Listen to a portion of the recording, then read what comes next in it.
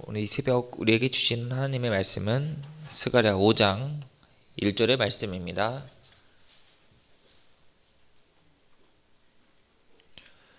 스가랴 5장 1절의 말씀 제가 봉독해 드리도록 하겠습니다. 내가 다시 눈을 들어 본즉 날아가는 두루마리가 있더라. 아멘. 할렐루야. 네, 오늘 이 새벽에도 스가랴 5장 말씀을 통해 함께 은혜 받는 저와 여러분들 되기 원합니다. 오늘도 우리 함께 옆에 분들 보시면서 평화 인사 나누도록 하겠습니다. 주님의 평화를 빕니다. 주님의 평화를 빕니다. 네, 오늘 스가랴 말씀을 함께 살펴보도록 하겠는데요. 이 스가랴는 환상에 대한 책입니다. 하나님께서 이 스가랴에게 많은 환상을 보여주시면서 성전 재건을 하나님께서 어떻게 이루어 가시는지에 대해서 설명해 주고 있습니다. 이 1장부터 6장까지는 모두 8개의 환상이 등장하게 되는데 오늘은 그 6번째 환상에 대해서 살펴보도록 하겠습니다. 오늘 나오는 환상은 하나님께서 강력하게 말씀하고 계시는데 그동안 스가랴에게 좋은 말씀 또 좋은 격려를 통해 하나님께서 말씀하셨지만 이스라엘 백성들이 변화되지 않으니까 강한 저주의 말씀을 보여주셨다는 겁니다. 그러면 오늘 이 5장은 우리에게 어떠한 말씀을 주는지 함께 더 살펴보도록 하겠습니다. 오늘 1절에 내가 다시 눈을 들어 본즉 날아가는 두루마리가 있더라 라고 합니다. 내가 다시 눈을 들어 보았다. 환상을 스가랴 선지자가 보았다는 것인데 그런데 그것이 그냥 얼핏 꿈에서 본 환상이 아니라요. 이 눈을 들어 본즉 내가 확실하게 봤다라는 것을 지금 말씀하고 있습니다. 그러면서 내가 다시 눈을 들어 본즉 날아가는 두루마리가 있더라라고 합니다.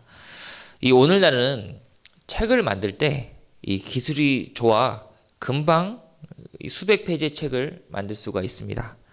그런데 그때 당시에는요, 이 책을 내기가 굉장히 어려웠습니다.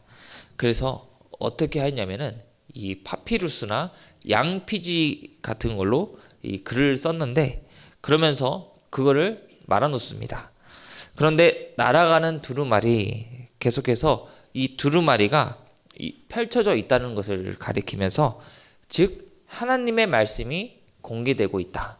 온 천하에 하나님의 말씀이 지금 선포되고 있다는 것을 가리키고 있습니다. 그렇다면은 지금 이 하나님의 말씀이 공개적으로 나타나는 것은 무엇을 가리키고 있나?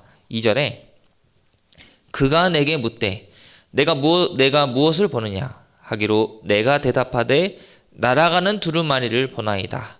그 길이가 20규빗이요 너비가 10규빗이니이다 라고 합니다. 여기에서 그가 이것은 천사를 가리키고 있습니다. 천사가 묻습니다. 내가 무엇을 보았느냐? 이 대답하기를 그 길이가 20규빗이요 너비가 10규빗이니이다 라고 합니다. 이 규빗에 대해서 제가 간단히 설명해 드리면요. 이 규빗은 고대 지방에서 쓰던 길이의 단위를 가리키고 있습니다. 보통 가운데의 손가락 끝에서 팔꿈치까지가 한 규빗을 가리키고 있는데 이것은 대략 45cm에서 50cm를 가리키고 있습니다. 그렇게 따지면 우리가 수학적인 계산으로 보면 20규빗이면 9m가 되고요. 10규빗이면 4.5m. 이 어마어마하게 큰 두루마리를 지금 표현하고 있습니다. 보통의 두루마리가 20cm에서 30cm 정도인데 지금 9m, 4.5m는 아주 큰 두루마리를 가리키고 있습니다. 크기를 2절에 구체적으로 언급을 하게 되면서 확실하게 봤다는 것은 그 환상은 반드시 이루어진다는 것을 말해주고 있습니다. 또 열왕기상 6장 3절에는 이 솔로몬 성전의 크기가 언급이 되고 있습니다. 이 솔로몬 성전의 크기에 대해서도 성전의 성소 앞 주랑의 길이는 성전의 너비와 같이 20규빗이요 그 너비는 성전 앞에서부터 10규빗이며 라고 하였습니다. 지금 이 날아가는 두루마리가 이 성전의 입구 크기에 비례한다는 것을 말해주고 있습니다. 당시 성전의 입구는 이 하나님의 율법을 낭독하던 곳이었습니다. 지금 날아가는 두루마리는 아직 성전은 재건되지 않았지만 하나님의 성전이 재건되면은 그 앞에서 펼쳐질 하나님의 말씀을 미리 보여주고 있다는 겁니다. 우리가 집을 분양하기 전에 이 모델하우스를 통해서 그 집을 미리 볼 수 있는 것처럼 지금 하나님께서는 성전 재건을 위한 두루마리 환상을 보여주셨다는 것을 우리가 알 수 있습니다.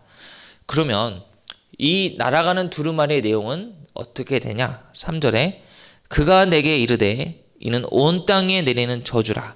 도둑질하는 자는 이쪽 글대로 끊어지고 맹세하는 자는 그 저쪽 글대로 끊어지리라 하니라고 합니다. 지금 두루마리의 내용을 보니까 우리가 알 수 있는 것은 이 하나님의 말씀이 축복의 말씀이면 좋겠지만 저주의 말씀인 걸 우리가 알 수 있습니다. 그러면 무슨 저주가 임하게 되나? 도둑질하는 자는 그 이쪽 글대로 끊어지고 맹세하는 자는 그 저쪽 글대로 끊어지리라 하니라고 합니다. 지금 내용을 보아하니요, 이 도둑질하는 자는 끊어지고 맹세하는 자는 끊어진다. 짧고 아주 간결한 메시지를 보여주고 있습니다. 그것은 한마디로 무엇이냐? 이 하나님의 성전을 재건하지 않고 믿음대로 살지 않는 이스라엘 백성들의 현 모습을 보여주고 있습니다. 과거 이 이스라엘 백성들은요, 이 자신들의 속해 있는 그러면서 좋은 집, 좋은 것에는 자신의 수고와 헌신을 아끼지 않았습니다. 반대로 하나님의 헌신과 하나님의 말씀은 지키지 못했습니다. 그 두 가지를 하나님께서는 큰 죄로 여기시며 두루마리 환상을 통해 이스라엘 백성들의 잘못을 공개적으로 보여주고 있다는 사실입니다. 하나님의 말씀대로 살지 않고 하나님의 마음을 떠난 그것이야말로 큰 죄라는 것을 우리에게 다시 한번 일깨워주고 있습니다. 마지막으로 4절에 만군의 여호와께서 이르시되 내가 이것을 보냈나니 도둑의 집에도 들어가며 내 이름을 가리켜 망령되이 맹세하는 자의 집에도 들어가서 그의 집에 머무르며 그 집을 나무와 돌과 아울러 사르리라 하셨느니라 하니라 라고 합니다. 이제 하나님께서 구체적으로 어떻게 죄악된 자들에게 임하시는지 4절에 잘 나타나 있습니다. 하나님께서 도둑의 집에도 들어가며 내 이름을 가리켜 망령되이 맹세하는 자의 집에도 들어가서 그 집을 나무와 돌과 아울러 사르리라 라고 하셨습니다. 지금 이 죄악된 이스라엘 백성들의 집에 하나님께서 직접 찾아가셔서 이 심판하시겠다는 무서운 저주의 말을 보여주고 있습니다. 말씀을 마치도록 하겠습니다. 이 성전 재건의 환상은요, 어떻게 보면은 이 이스라엘 백성들에게는 기쁨이요 좋은 희망의 메시지입니다. 그러나 다른 한편으로 오늘 하나님께서는 무서운 환상을 보여주셨습니다.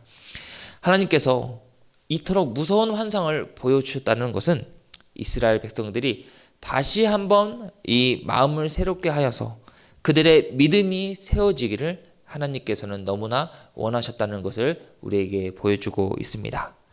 오늘 이 말씀을 통해서 우리도 깨달아야 할 것이 있으니 이 하나님의 성전이 아름답게 가꾸어지는 것에 우리가 생각하는 것에 그치지는 것이 아니라 그보다 더 중요한 것이 있으니 우리의 죄악된 마음이 항상 하나님의 말씀으로 세워져서 가득 채워져 나아가야 한다는 사실을 우리에게 일깨워주고 있습니다. 지금 이 순간도 하나님께서는 죄악된 사람들이 믿음이 떠난 자들이 하나님께로 나아오기를 바라고 계십니다.